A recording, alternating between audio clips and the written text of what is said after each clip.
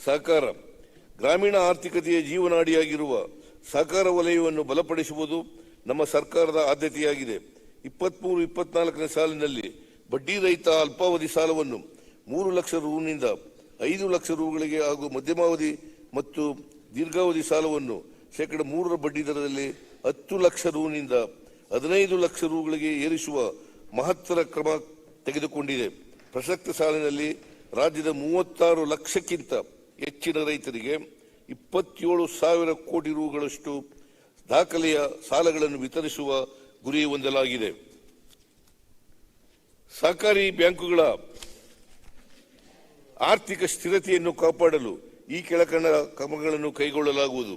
ನಮ್ಮ ಸರ್ಕಾರದ ಇಂದಿನ ಅವಧಿಯಲ್ಲಿ 50,000 ರುವರೆಗಿನ ರೈತರ ಬೆಳೆ ಸಾಲ ಮನ್ನಾ ಯೋಜನೆಯಡಿ 21 ಲಕ್ಷ ರೈತರಿಗೆ 7,06,031 ಕೋಟಿ ರೂಪಾಯಿ ಬೆಳೆ ಸಾಲ ಮನ್ನಾ ಮಾಡಲಾಗಿತ್ತು. ಈ ಯೋಜನೆಯಡಿಯಲ್ಲಿ ಡಿಸಿಸಿ ಬ್ಯಾಂಕ್ಗಳಿಗೆ ಸುಮಾರು 132 ಕೋಟಿ ರು ಬಿಡುಗಡೆಯಾಗದ ಪರಿಣಾಮವಾಗಿ ಬ್ಯಾಂಕುಗಳು ಆರ್ಥಿಕ ಸಂಕಷ್ಟಕ್ಕೆ ಒಳಗಾಗಬೇಕಾಯಿತು. ಆದ್ದರಿಂದ ಡಿಸಿಸಿ ಬ್ಯಾಂಕ್ಗಳಿಗೆ ಬಾಕಿ ಇರುವ 132 ಕೋಟಿ ರು ಮೊತ್ತವನ್ನು ಬಿಡುಗಡೆ ಮಾಡಲು ನಿರ್ಧರಿಸಲಾಗಿದೆ. ಡಿಸಿಸಿ ಮತ್ತು ಪಿಕಾರ್ಡ್ ಬ್ಯಾಂಕುಗಳ ಮಧ್ಯಮಾವಧಿ ಮತ್ತು ದೀರ್ಘಾವಧಿ ಸುಸ್ತಿ ಸಾಲಗಳ ಬಡ್ಡಿ ಮನ್ನಾ ಮಾಡಲು ನಮ್ಮ ಸರ್ಕಾರ ತೀರ್ಮಾನಿಸಿದ್ದು, ಇದರಿಂದ ಸುಮಾರು 57,000 ರೈತರಿಗೆ ಅನುಕೂಲವಾಗಲಿದೆ. ಇದರಿಂದ ಡಿಸಿಸಿ ಪಿಕಾರ್ಡ್ ಬ್ಯಾಂಕ್ಗಳಿಗೆ 496 ಕೋಟಿ ರುಗಳಷ್ಟು ಸಾಲ ಮರುಪಾವತಿಯಾಗುವ ನಿರೀಕ್ಷೆ ಇರುವುದರಿಂದ ಬ್ಯಾಂಕುಗಳ ಆರ್ಥಿಕ ಪರಿಸ್ಥಿತಿಯಲ್ಲಿ ಗಣನೀಯ ಸುಧಾರಣೆಯಾಗಲಿದೆ. ಈ ಉದ್ದೇಶಕ್ಕಾಗಿ 450 ಕೋಟಿ ರು ಅನುದಾನ ಒದಗಿಸಲಾಗುವುದು.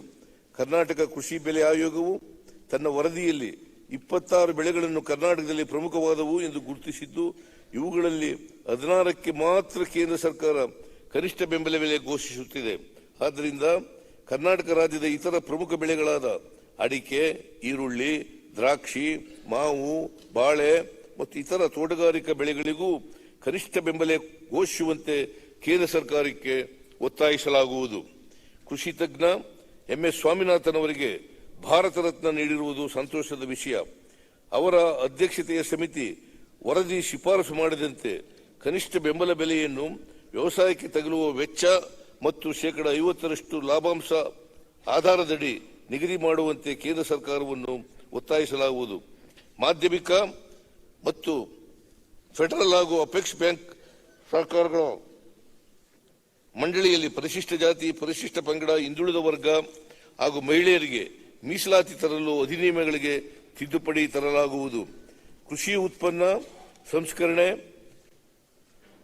ಮಾರುಕಟ್ಟೆ ಸಂಪರ್ಕ ಮತ್ತು ಮೌಲ್ಯವರ್ಧನೆಯಲ್ಲಿಯೂ ಸಹಕಾರ ವಲಯವು ಪ್ರಮುಖ ಪಾತ್ರ ವಹಿಸುತ್ತಿದೆ. ಈ ಹಿನ್ನೆಲೆಯಲ್ಲಿ ಕೃಷಿ ಮಾರಾಟ ಇಲಾಖೆಯ ಮೂಲಕ ಈ ಕೆಳಕಂಡ ಕ್ರಮಗಳನ್ನು ಕೈಗೊಳ್ಳಲಾಗುವುದು. ಯಲಬುರ್ಗಾ, ಬಸವನಬಾಗೇವಾಡಿ, ರಾಣೆಬೆನ್ನೂರು, ಬಳ್ಳಾರಿ ಹಾಗೂ ಗದಗ ಕೃಷಿ ಉತ್ಪನ್ನ ಮಾರುಕಟ್ಟೆ ಸಮಿತಿಗಳಲ್ಲಿ ಒಟ್ಟು 50 ಕೋಟಿ ರು ವೆಚ್ಚದಲ್ಲಿ ಹಾಗೂ ರಾಯಚೂರು ಮತ್ತು ಮೈಸೂರಲ್ಲಿ ತಲಾ 40 ಕೋಟಿ ರು ವೆಚ್ಚದಲ್ಲಿ ಶೀತಲ ಗೃಹಗಳನ್ನು ನಿರ್ಮಿಸಲಾಗುವುದು. ರಾಯಚೂರಿನಲ್ಲಿ ಸುಸಜ್ಜಿತ ಒಣಮೆಣಸಿನಕಾಯಿ ಮಾರುಕಟ್ಟೆಯನ್ನು ಅಂದಾಜು 25 ಕೋಟಿ ರು ವೆಚ್ಚದಲ್ಲಿ ಸ್ಥಾಪಿಸಲಾಗುವುದು ಮತ್ತು ರಾಣಿಬೆನ್ನೂರಿನಲ್ಲಿ 112 ಕೋಟಿ ರು ವೆಚ್ಚದಲ್ಲಿ ನಿರ್ಮಿಸಲಾಗುತ್ತಿರುವ 222 ಎಕರೆ ಮೆಗಾ ಮಾರುಕಟ್ಟೆ ಪ್ರಾಂಗಣದಲ್ಲಿ ಒಣಮೆಣಸಿನಕಾಯಿ ಮಾರುಕಟ್ಟೆಯನ್ನು ಪ್ರಾರಂಭಿಸಲಾಗುವುದು. ಮಂಗಳೂರಿನ ನೆಲ್ಲಿಕಾಯಿ ರಸ್ತೆಯಲ್ಲಿರುವ ಮಾರುಕಟ್ಟೆಯಲ್ಲಿ 35 ಕೋಟಿ ರು ವೆಚ್ಚದಲ್ಲಿ ಅತ್ಯಾಧುನಿಕ ಕೃಷಿ ಸಂಕೀರ್ಣವನ್ನು ಸ್ಥಾಪಿಸಲಾಗುವುದು. ಕೃಷಿ ಉತ್ಪನ್ನ ಮಾರುಕಟ್ಟೆ ಸಮಿತಿಗಳ ಎಲ್ಲ ಕಾರ್ಯಚಟುವಟಿಕೆಗಳನ್ನು 10 ಕೋಟಿ ರು ವೆಚ್ಚದಲ್ಲಿ ಡಿಜಿಟೈಸ್ ಮಾಡಲಾಗುವುದು. ಬೆಂಗಳೂರಿನ ದಾಸನಪುರ, ಮೈಸೂರು, ಹುಬ್ಬಳ್ಳಿ, ಬಳ್ಳಾರಿ, ಕೋಲಾರ, ಚಿಕ್ಕಬಳ್ಳಾಪುರ ಹಾಗೂ ಬೆಳಗಾವಿಯ ಮಾರುಕಟ್ಟೆಗಳಲ್ಲಿ ಸಾರ್ವಜನಿಕ ಖಾಸಗಿ ಸಹಭಾಗಿತ್ವದಲ್ಲಿ ಬಯೋ CNG ಪ್ಲಾಂಟ್ ಸ್ಥಾಪಿಸುವ ಮೂಲಕ ಶೂನ್ಯ ತ್ಯಾಜ್ಯ ತರಕಾರಿ ಮಾರುಕಟ್ಟೆಗಳನ್ನಾಗಿ ಪರಿವರ್ತಿಸಲಾಗುವುದು.